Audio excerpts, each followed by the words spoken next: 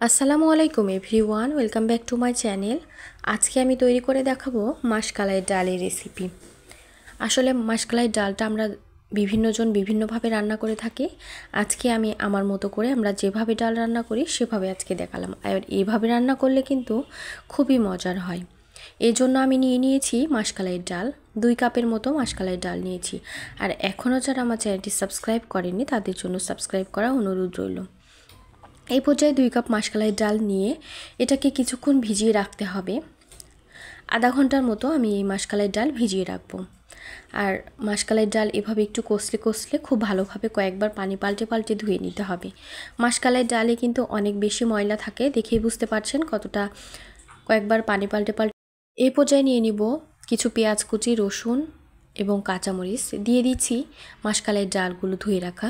চাইলে অনেকে মাসকলাই ডালগুলো ওভাবে ভেজে নিয়ে তারপরে ধুয়ে নিতে পারেন, তবে আমি ধুয়ে নিয়ে তারপরে ভেজে নিচ্ছি কারণ অনেক বেশি ময়লা থাকে। এই পর্যায়ে খুব ভালোভাবে ভেজে নিচ্ছি। একটা স্ট্রেনারে রেখে দিতে হবে যাতে পানিটা ঝরে যায় কিছুক্ষণের জন্য। দিয়ে মিডিয়াম তাপে আমি মাসকলাইগুলোকে খুব ভালোভাবে ভেজে নিচ্ছি যতক্ষণ না একটু কালারটা চেঞ্জ হয়ে আসে আর একটা স্মেল আসে। এ পর্যায়ে দিয়ে দিচ্ছি পানি, নর্মাল টেম্পারেচারের পানি দিয়েছি। এ পর্যায়ে 3 কাপের মতো পানি দিয়ে দিব। এই ডালটা সেদ্ধ হতে কিন্তু একটু সময় লাগে, 20 থেকে 30 মিনিটের মতো লাগবে, তবে চাইলে আপনি প্রেসার কুকারে সেদ্ধ করে নিতে পারেন। দিয়ে দিচ্ছি রসুন আমি কোয়া করে রেখেছি। এ পর্যায়ে দিয়ে দিচ্ছি পেঁয়াজ কুচি এবং কাঁচামরিচ আস্ত দিয়েছি। দিয়ে এ পর্যায়ে দিয়ে দিচ্ছি 1 চামচের মতো লবণ। দিয়ে ঢাকনা দিয়ে ঢেকে আমরা মসুর ডাল যেভাবে সেদ্ধ করি সেম প্রসেসে মাসকলাই ডালটা একটু নেড়েচেড়ে ঢাকনা দিয়ে ঢেকে আমি সময় নিয়ে একটু সেদ্ধ করে নিব। আর যে ওপরে ফেনা যেগুলো থাকে সেগুলো একটু উঠিয়ে ফেলে দিব। আর যদি মাসকলাই ডাল একটু সেদ্ধ হতে সময় লাগে পরবর্তীতে একটু পানি দিয়ে দিবেন, তা না হলে আপনারা বেকিং সোডা দিয়েও এটা সেদ্ধ করে নিতে পারেন। এই পর্যায়ে ডালটা কিন্তু সেদ্ধ হয়ে গেছে। আমি কিন্তু আপনাদের ডাল বাটা যে কোনো কিছুর সঙ্গে এভাবে বেটে নিতে পারেন। দিয়ে দিচ্ছি 1/2 চামচের মতো হলুদ গুঁড়া,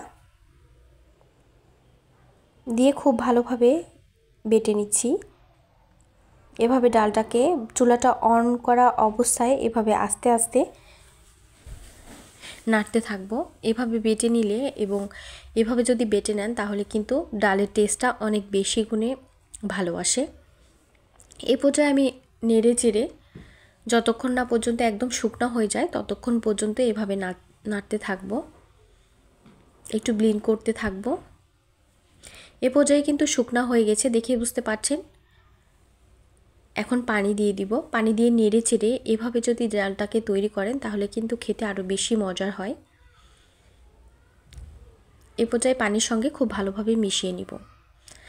আর যতটা পাতলা করতে চান করতে পারেন, পাতলা ডাল করেও খেতে পারেন, একটু ঘন করেও খেতে পারেন। আমি মিডিয়ামভাবে তৈরি করছি। এই পর্যায়ে এভাবে নেড়ে চেড়ে দিচ্ছি, দিয়ে যতক্ষণ না পর্যন্ত ফুটতে শুরু করবে ততক্ষণ পর্যন্ত আমি রান্না করে নিব এই ডালটা। দিয়ে দিচ্ছি 1 চামচের মতো লবণ, লবণটা আপনারা চেক করে দিতে পারেন। দিয়ে নেড়ে চেড়ে রেখে দিচ্ছি যতক্ষণ পর্যন্ত না ফুটতে শুরু করে কিংবা বলক চলে আসে।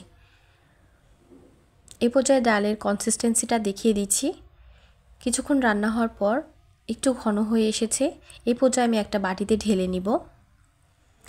প্যানটাকে ক্লিন করে নিচ্ছি, তারপরে আবার তেল দিয়ে দিচ্ছি। দিয়ে দিচ্ছি পেঁয়াজ কুচি এবং রসুন কিছু থেতো করে নিয়েছি। নেড়ে চেড়ে ভেজে নিচ্ছি খুব ভালোভাবে। একটু সময় ভেজে নেওয়ার পর দিয়ে দিচ্ছি তেজপাতা এবং দিয়ে দিচ্ছি শুকনো মরিচ কয়েকটা ভেঙে দিয়েছি, তাহলে স্মেলটা ভালো আসে। চাইলে এখানে আপনারা কাঁচামরিচও দিতে পারেন। এ পর্যায়ে দেওয়ার পর আপনারা এই ফোড়নটা আপনার ডালের মধ্যেও ঢেলে দিতে পারেন কিংবা এর মধ্যেও ডাল ঢেলে দিতে পারেন। দিয়ে দিচ্ছি 1 চামচের মতো আস্ত জিরা এবং 1.5 চামচের মতো পাঁচফোড়ন দিয়ে খুব ভালোভাবে নেড়ে চেড়ে একটু সময় ভেজে নিচ্ছি।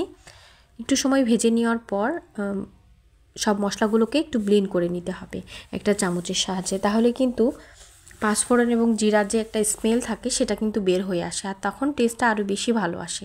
আর এতক্ষণ যারা সঙ্গে ছিলেন তাদেরকে অসংখ্য ধন্যবাদ জানাচ্ছি, এবং প্লিজ একটা লাইক দিয়ে দিবেন সবাই, এবং কমেন্ট করে জানাবেন কেমন হয়েছে আমার মাসকালাইয়ের ডালের রেসিপি। এ পর্যায়ে দিয়ে দিচ্ছি মাসকালাইয়ের ডালগুলো ব্লেন্ড করে নেওয়ার পর দিয়ে দিচ্ছি, তারপরে একটা বলক চলে আসার পর নামিয়ে রেখে দিব, আর পরিবেশন করে দেখিয়ে দিব কতটা লোভনীয় দেখতে হয়েছে। খেতেও হচ্ছে অসম্ভব মজার। এই পাতলা ডালটা আপনারা ভাজির সঙ্গে কিংবা ভর্তার সঙ্গে খুব সহজেই পরিবেশন করতে পারেন। আর এতক্ষণ যারা আমার সঙ্গে ছিলেন তারা অবশ্যই সাবস্ক্রাইব করে দিবেন, আর যারা লাইক এখনও দেননি প্লিজ একটা লাইক দিয়ে দিবেন। আর এতক্ষণ সঙ্গে থাকার জন্য ধন্যবাদ জানিয়ে আজকের মতো বিদায় নিচ্ছি। আল্লাহ হাফেজ।